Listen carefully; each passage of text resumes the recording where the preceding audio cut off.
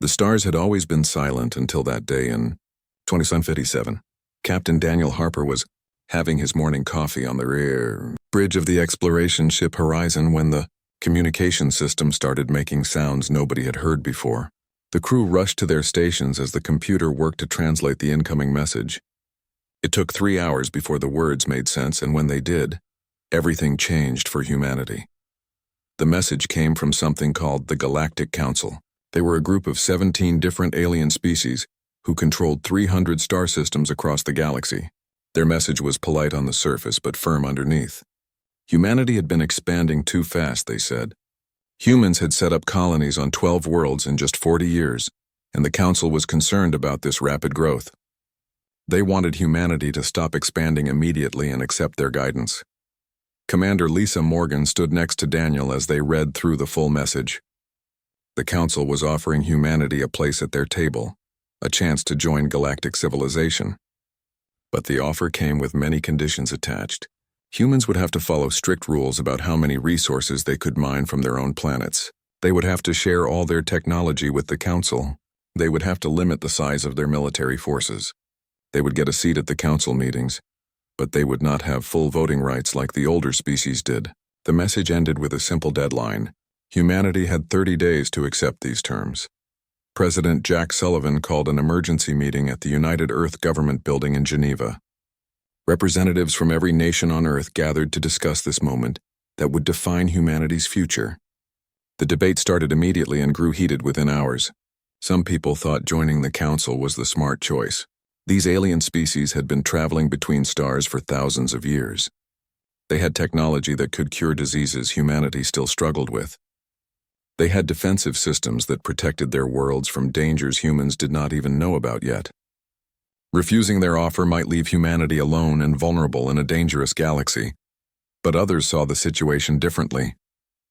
Director Karen White from the Office of Interstellar Relations gave a long presentation about what the Council terms really meant. If humanity accepted, they would become second-class members of someone else's empire. Every decision about human colonies would need Council approval. Human scientists would have to hand over their discoveries to aliens who might not have humanity's best interests at heart. Human military ships would be restricted to sizes and numbers that the Council chose. It would be like giving up everything humanity had fought for throughout history, all the struggles for independence and self-determination, just to get some advanced technology and a promise of protection. The debates continued for 2 full weeks. News channels across Earth showed nothing else. People argued in the streets, in their homes, in government buildings. Opinion polls swung back and forth like a pendulum. Everyone understood that this choice would affect not just their own lives, but the lives of every human who would ever be born. Finally, the vote came. The United Earth Assembly gathered in a session that lasted 16 hours. One by one, representatives cast their votes. When the counting finished, the result was clear, though not overwhelming. Humanity would reject the Council's ultimatum. They would not accept terms that treated them as children who needed to be guided and controlled. They would take their chances in the galaxy as a free and independent species. Ambassador Peter Grant was chosen to deliver Earth's response. He was a former military officer who had become a diplomat, a man known for being direct and honest. He traveled to Unity Prime, the massive space station where the Council held their meetings. The station was incredible, a structure the size of a small moon, with sections built by each member species in their own architectural styles. Peter walked through halls filled with aliens of every shape and size, some walking on 2 legs like humans, others floating or crawling or moving in ways that seemed to defy physics. The Council chamber was enormous, with seats arranged in circles that rose up like an ancient amphitheater. Representatives from 17 species watched as Peter took his place at the speaker's platform. He delivered Earth's message in a calm, steady voice.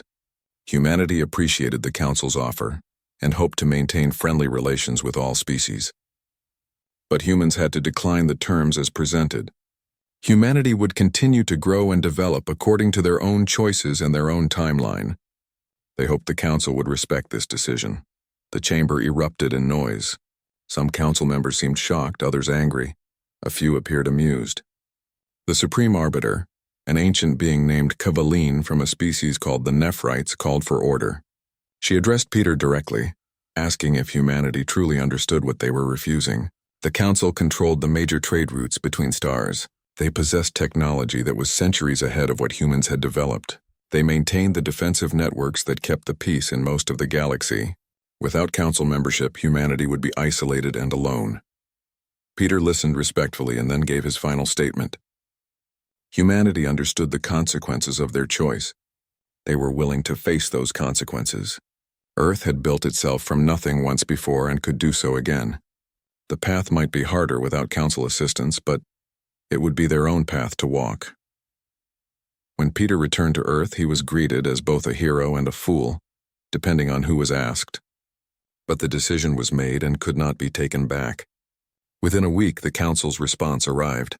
They were implementing a full blockade of human space. No human ships would be allowed to use Council trade routes or dock at Council stations. No Council technology would be sold or traded to humans. No Council species would be permitted to have formal relations with Earth or its colonies. The Council made it clear that these sanctions would remain in place until humanity reconsidered their position. The blockade began immediately. Human ships trying to explore beyond their current territory found Council vessels blocking their path. Trading posts that had been friendly suddenly closed their doors to human merchants. Scientists who had been exchanging messages with alien colleagues found their communications cut off. Humanity had made their choice, and now they would live with it. The question nobody could answer was whether they had chosen wisely, or whether they had just made the biggest mistake in human history. Only time would tell. 5 years had passed since the Council blockade began, and humanity was feeling the weight of isolation. The mining colonies on Europa struggled to meet their quotas because the equipment kept breaking down, and replacement parts were no longer available through Council trade networks. The terraforming projects on Mars moved at a crawl, because the advanced climate processors needed materials that Earth could not produce in sufficient quantities. Life in the outer colonies became harder with each passing month. Governor Linda Price sent regular reports from the Titan colony, and each one painted a grimmer picture than the last. Medical supplies were running dangerously low. A disease outbreak that could have been cured in days with Council medicine instead killed 43 people before it burned itself out. The hydroponic systems were failing, and without proper nutrients from off-world sources, food production dropped by 30%. People were not starving yet, but everyone could see that day approaching on the horizon. Back on Earth, public opinion shifted dramatically. The news channel showed images of suffering colonists and interviewed families who had lost loved ones to preventable diseases.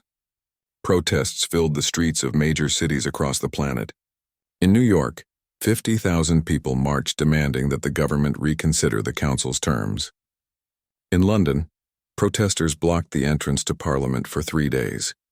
In Beijing, students held a vigil outside the United Earth Embassy with signs asking why pride was more important than human lives. President Jack Sullivan faced calls to resign.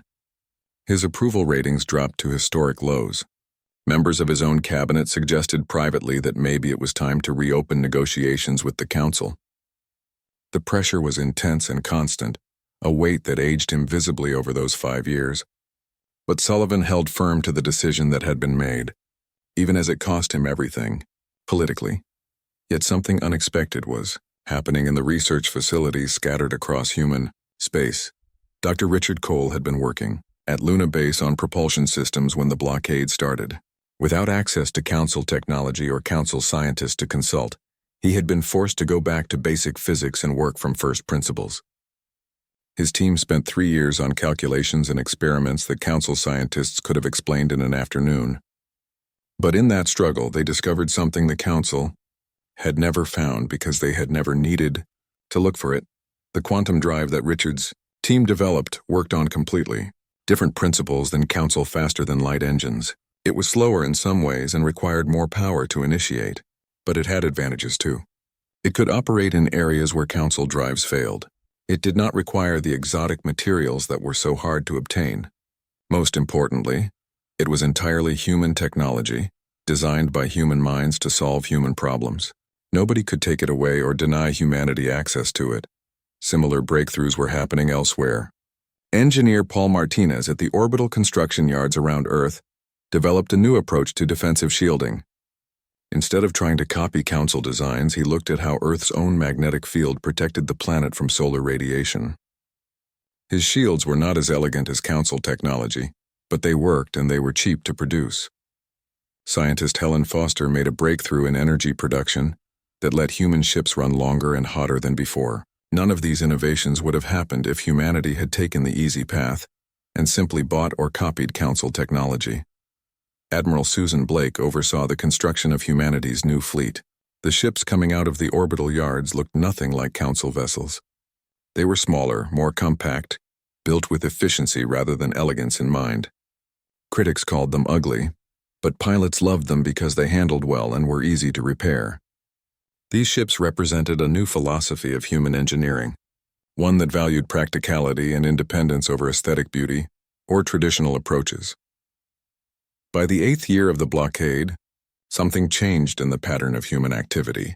Council monitoring stations reported that human ships had stopped trying to break through the blockade perimeter. Human diplomats stopped sending messages to Unity Prime asking for negotiations. The protests on Earth died down not because people had given up hope, but because they had found new purpose. Humanity stopped looking outward toward the Council and instead turned their attention inward to their own systems and their own problems. This shift worried the Council more than any threat could have. Ambassador Kelvin Thrace, who had been monitoring human activity for his entire career, sent an urgent report to the Supreme Arbiter. The silence from humanity was unnatural and concerning. Based on Council experience with other species, humans should have been desperate by now, willing to accept almost any terms just to end their isolation. Instead, they seemed to have simply written off the Council as irrelevant and moved on with their lives. Governor Linda Price on Titan sent her latest report, and it was different from all the others. Food production had stabilized using new agricultural techniques developed by human scientists. The medical crisis had eased now that human researchers had created their own treatments, different from Council medicine but equally effective. A new manufacturing facility was producing the replacement parts that the mining operations needed. Life was still hard in the colonies, but it was no longer getting worse. Humanity had found its footing. The Council held a closed session to discuss the human situation. Some members argued for maintaining the blockade indefinitely until humanity finally broke and came begging for admittance. Others suggested that maybe it was time to offer slightly better terms to bring the humans into the fold before they became too independent. But Supreme Arbiter Kvaline, with her thousands of years of experience, saw something that worried her deeply. She had watched species rise and fall across the galaxy, and she recognized the signs of a civilization that was no longer following the expected path. By the 10th year, Council intelligence reported that human colonies were expanding again despite the blockade. They were settling worlds that the Council had surveyed and rejected as too difficult to terraform. They were mining asteroids in regions that Council ships avoided because the yields were too low to justify the effort. Humanity was doing everything the hard way, but they were doing it successfully and learning invaluable lessons in the process. The blockade remained in place, but its purpose had become unclear. Was the Council punishing humanity, or were they simply isolating a species that had chosen to develop along its own path? The question went unanswered as humanity continued to grow stronger in silence, building a civilization that owed nothing to anyone but themselves. 20 years had passed since the first message from the Galactic Council arrived, and the galaxy was beginning to realize that something unexpected had happened. The Council's intelligence division struggled to gather accurate information about human activities. Their monitoring stations at the edge of human space detected energy signatures that did not match any known technology in Council databases. Reports came in of massive construction projects, new colonies appearing on worlds that should have been impossible to settle, and ships moving through space with an efficiency that seemed to violate understood physics. Captain Greg Foster commanded a Council reconnaissance mission that was sent to observe human territory from a safe distance. His ship, the Vigilant Observer, was equipped with the best sensors the Council could provide. What those sensors revealed over 3 months of careful observation shocked everyone who saw the reports. Humanity had not just survived their isolation. They had thrived in ways that seemed impossible for a species so young and technologically limited. The Mars colony was the most visible example of human progress. 20 years ago, it had been a struggling outpost with a few thousand residents living in underground bunkers, dependent on supply ships from Earth for survival. Now Captain Greg's sensors showed a world in the middle of transformation. Cities rose from the red soil, genuine cities with towers reaching toward the thin sky. The population had grown to over 10 million people. Atmosphere processors worked day and night, slowly but steadily changing the Martian air into something humans could breathe. The Council had detailed files on terraforming, and their experts agreed that what humanity was accomplishing should not have been possible with their level of technology. Director Claire Bennett now led Earth's Research Directorate, coordinating the work of over 200 facilities across human space. She had been a young graduate student when the Council's ultimatum arrived. Now she was responsible for managing the greatest period of innovation in human history. The necessity of isolation had forced human scientists to question everything and assume nothing. Without Council technology to copy or adapt, they had to understand the fundamental principles behind every system they built. The results were remarkable. Human scientists had developed artificial gravity systems that worked without the exotic matter particles that Council technology required. Their approach used quantum field manipulation in ways that Council physicists found difficult to understand, even after seeing the results. Human medical technology had advanced along completely different lines than Council medicine. Instead of using nanomachines that required constant maintenance and rare materials, human doctors used genetic therapies and biological treatments that worked with the body's own healing systems. The treatments were often slower than Council methods, but they were more reliable and had fewer side effects. Communication technology provided another example of divergent development. The Council used a network of relay stations to send messages faster than light across their territory. The system worked well but required enormous infrastructure and constant maintenance. Human scientists had developed quantum entanglement communication that needed no relay stations at all. Two devices connected at the quantum level could exchange information instantaneously across any distance. The Council had explored this approach centuries ago but abandoned it because they could not solve certain technical problems. Humanity had solved those problems through sheer stubborn determination and creative thinking. Administrator Frank Hughes ran the Mars colony with a mixture of practical efficiency and bold vision. He had been a construction engineer before the blockade, someone who understood how to build things with limited resources. Under his leadership, Mars had become a showcase of human innovation. The domed cities used materials manufactured from Martian soil. The power systems ran on fusion reactors that were smaller and more efficient than Council designs. The agricultural systems produced more food per square meter than anything in Council space. Mars was no longer a colony dependent on Earth. It was becoming a world in its own right. Nicole Sanders had designed the atmosphere processors that were slowly making Mars breathable.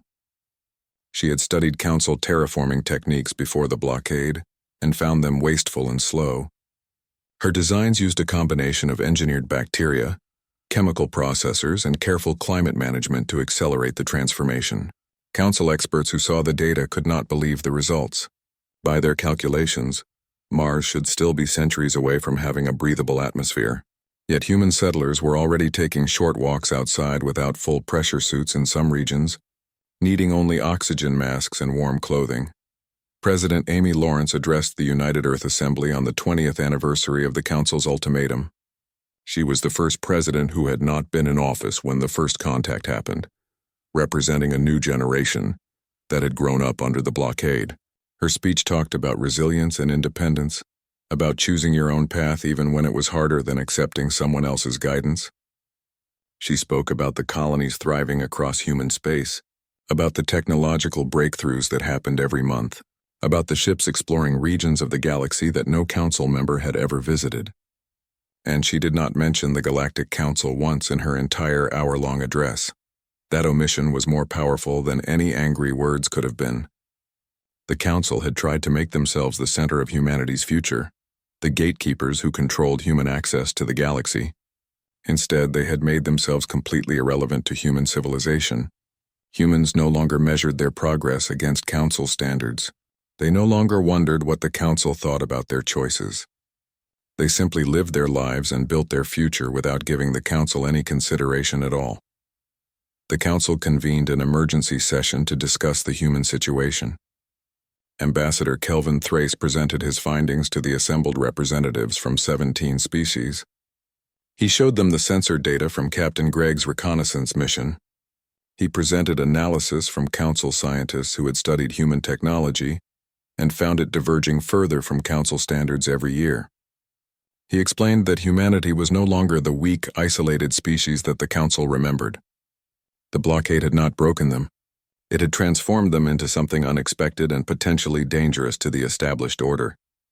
Councillor Vexathon of the Cressian Empire argued loudly for military action.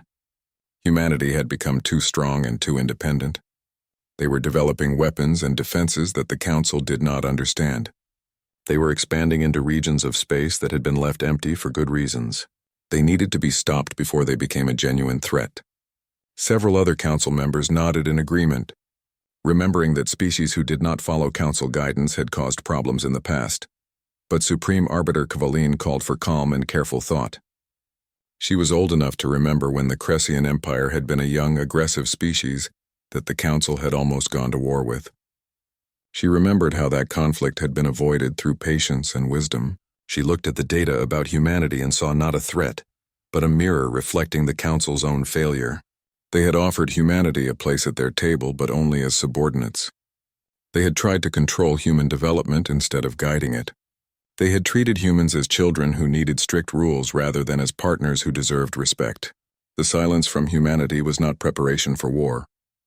It was the sound of a civilization that had moved beyond needing the Council for anything. 35 years had passed since humanity rejected the Council's ultimatum, and the cracks in galactic civilization were becoming impossible to ignore. The Tellurian Compact was the first Council member state to face a serious crisis.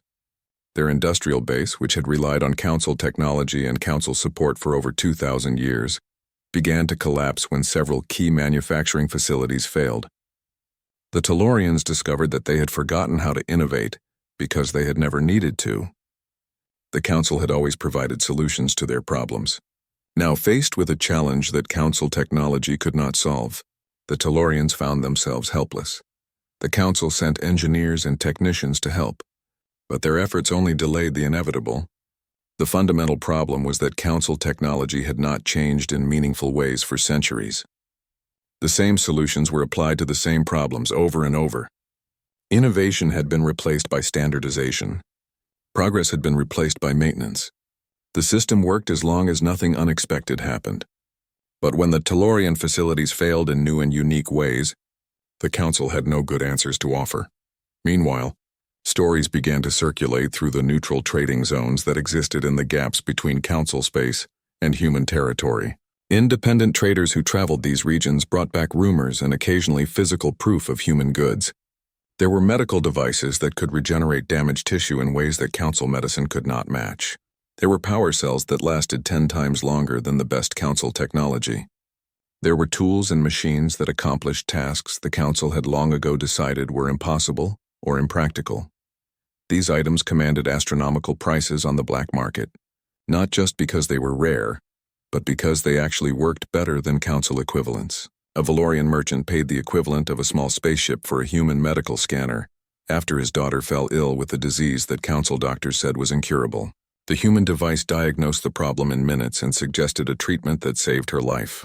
A Gorian mining company bought human excavation equipment and found that it was more efficient and more reliable than the machines they had been using for 300 years.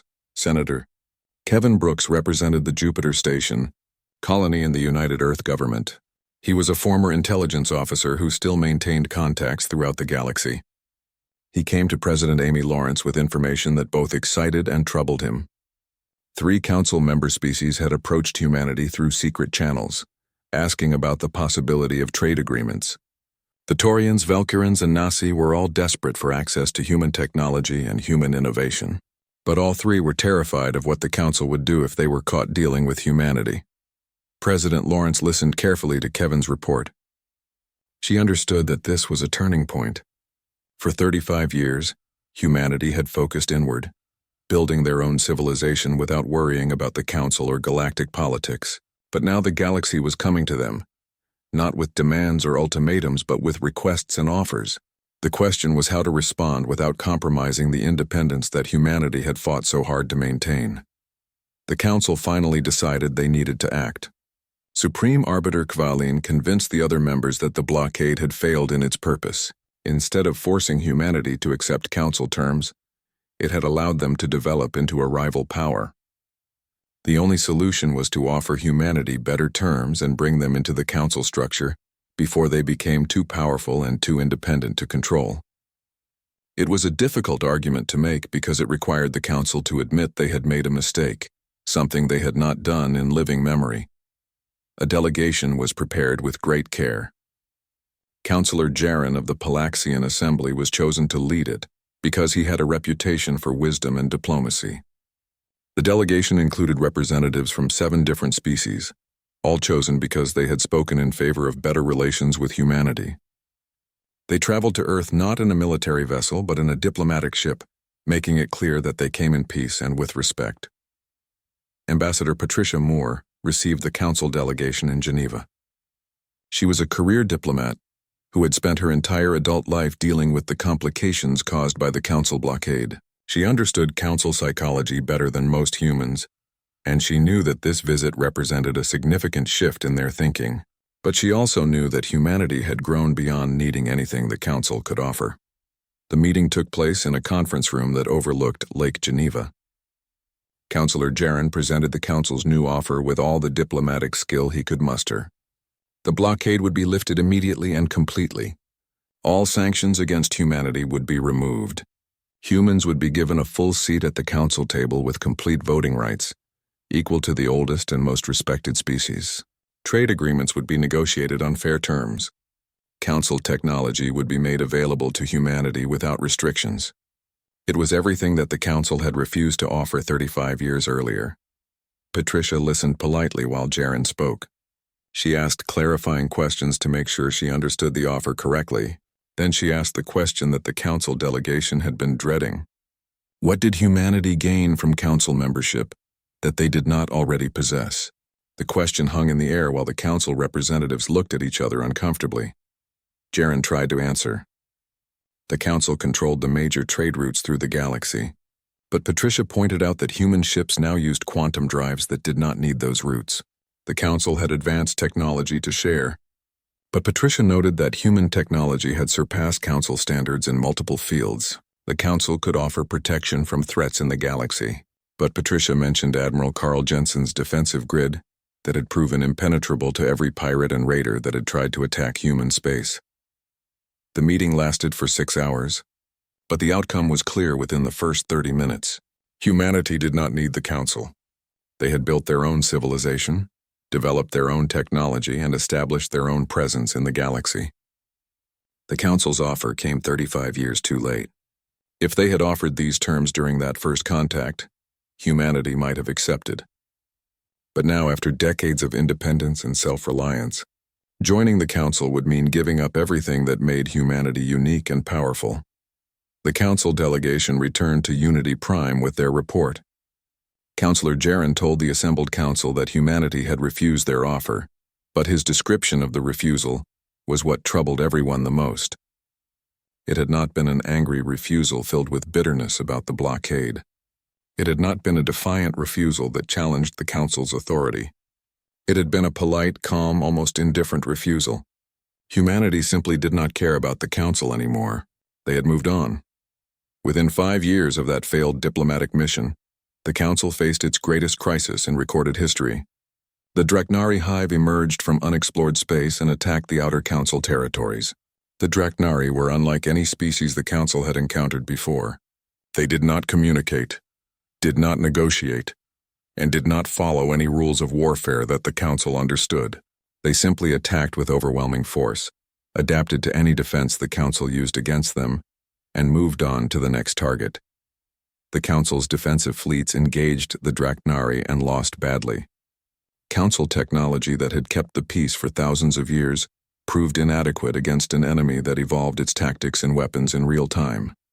7 council member worlds fell within the first year of fighting. Billions died. The council retreated, regrouped, and tried again with the same results. Their scientists could not figure out how to counter Draknari adaptive technology. Their military commanders could not develop strategies that worked against an enemy that learned and changed faster than the Council could respond. The message from the Galactic Council arrived at Earth with the highest priority code possible. It was marked as urgent, critical, a matter of survival for galactic civilization itself. President Charles Morgan received it in his office in Geneva, surrounded by his closest advisors. Supreme Arbiter Kavaline had recorded the message personally, her ancient face showing emotions that few had ever seen her display: fear, desperation, regret. The Draknari hive was destroying the Council. In the 3 years since they first appeared, they had conquered 23 Council worlds and killed over 40 billion beings. The Council's defensive fleets were being systematically destroyed. Their technology was useless against an enemy that adapted faster than the Council could respond. Council scientists had analyzed the situation from every angle and reached a terrifying conclusion. Within 10 years, the Draknari would have consumed all of Council space. After that, they would spread outward, and eventually they would reach human territory. Kavaline's message made the Council's situation painfully clear. They needed help. They needed humanity's weapons technology that worked on different principles than Council systems. They needed humanity's adaptive tactical innovations. They needed the creative thinking that came from a civilization that had been forced to solve every problem from first principles. The Council was willing to offer anything in return: full membership with senior status, access to all Council resources, reparations for the blockade. Whatever humanity wanted, they could have. But they needed help now before it was too late. President Morgan looked around at his cabinet members as the message ended. Defense Secretary Laura Griffin was the first to speak. She presented the military analysis that her team had prepared after learning about the Draknari attacks from intelligence sources. Humanity could help. The weapon systems developed by Dr. Raymond Scott's research team were designed to be unpredictable and adaptive, using quantum randomization principles that would be difficult for the Draknari to counter. Human tactical doctrine emphasized flexibility and creativity over rigid procedures. Human ships were designed to operate independently, rather than as part of the coordinated fleets that the Draknari kept destroying. Earth had the tools to make a difference in this war. Director Alan Price from the Intelligence Division confirmed that the Council's situation was genuine. The Draknari threat was real and growing. If they destroyed the Council and continued expanding, they would eventually threaten human space. From a purely practical standpoint, helping the Council fight the Draknari was in humanity's own interest. Better to stop them now in Council space than to face them later at humanity's borders. But the discussion that followed was not about whether humanity could help, or even whether it was strategically wise to help. The discussion was about principles and consequences, about justice and responsibility, about the kind of civilization humanity wanted to be. The Council had tried to subjugate humanity 50 years ago. They had demanded submission to their authority and their rules. When humanity refused, the Council had imposed a blockade that cost human lives. Thousands died in those early years from disease and accidents and shortages that could have been prevented with Council medicine and technology. The Council had never apologized for those deaths. They had never acknowledged that their ultimatum was wrong or unfair. They had simply watched from afar as humanity struggled and suffered. When humanity survived and thrived despite the blockade, the Council's response was not admiration or respect, but concern that humans were becoming too independent. They had offered better terms only when it became clear that they could not control humanity, not because they believed humans deserved to be treated as equals. Secretary of State Jennifer Cole spoke about the philosophical implications of the decision. If humanity helped the Council now, what message would that send? It would suggest that the Council's actions had been acceptable, that they could treat other species however they wanted, and expect forgiveness when they needed help. It would establish a precedent that humanity was willing to come running whenever the Council called. Regardless of how humanity had been treated in the past, Senator Kevin Brooks argued from a different perspective. The Draknari were killing billions of innocent people who had nothing to do with the Council's decision to blockade humanity. Children were dying, families were being destroyed, entire civilizations were being wiped out. Did those people deserve to suffer because their governments had made bad decisions 50 years ago? Was humanity really willing to stand by and watch genocide happen when they had the power to stop it? The debate went on for days. President Morgan called in experts from every field. Military commanders discussed strategy and tactics. Scientists analyzed Draknari technology and proposed countermeasures. Philosophers debated moral responsibility and justice. Historians provided context about how past civilizations had dealt with similar situations. Religious leaders from every faith on Earth offered their perspectives on forgiveness and accountability. Public opinion was divided. Some humans wanted to help because it was the right thing to do, regardless of history. Others believed that the council needed to learn that actions had consequences. Protests happened in major cities, but unlike the protests 50 years earlier, these were calm and thoughtful rather than angry and desperate. Humanity had grown up during their years of isolation. They understood complexity and nuance in ways they had not before. The vote in the United Earth Assembly was unanimous, which surprised many people given how divided public opinion seemed to be. But once the representatives heard all the arguments and considered all the factors, they reached the same conclusion. Humanity would maintain its silence. This was not revenge because revenge required anger, and humanity felt none toward the council. This was not cruelty because humanity took no pleasure in the council's suffering. It was simply the natural consequence of the choices the council had made 50 years ago.